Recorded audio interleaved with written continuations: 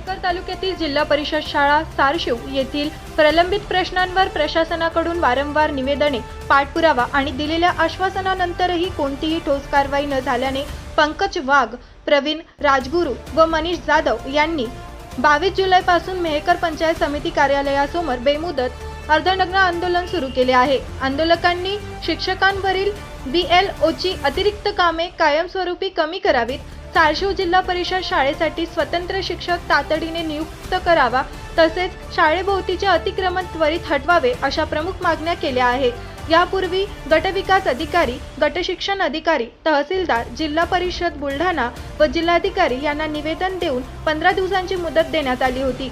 मागण्या मान्य न झाल्यास आंदोलनाचा इशारा देण्यात आला होता। मात्र मुदत संपूनही प्रशासनाने कोणतीही प्रभावी कारवाई न केल्याने अखेर आंदोलकांनी अर्धनग्न आंदोलनाचा मार्ग स्वीकारला। आंदोलकांच्या म्हणण्यानुसार शाळेभोवतीच्या अतिक्रमणामुळे वर्गखोल्यांमध्ये अंधार निर्माण होत असून विद्यार्थ्यांच्या शिक्षणावर परिणाम होत आहे। शाळेत सुमारे 66 विद्यार्थी असून केवळ 3 शिक्षक कार्यरत असल्याने विषयाच्या अध्यापनावरही विपरीत परिणाम होत आहे।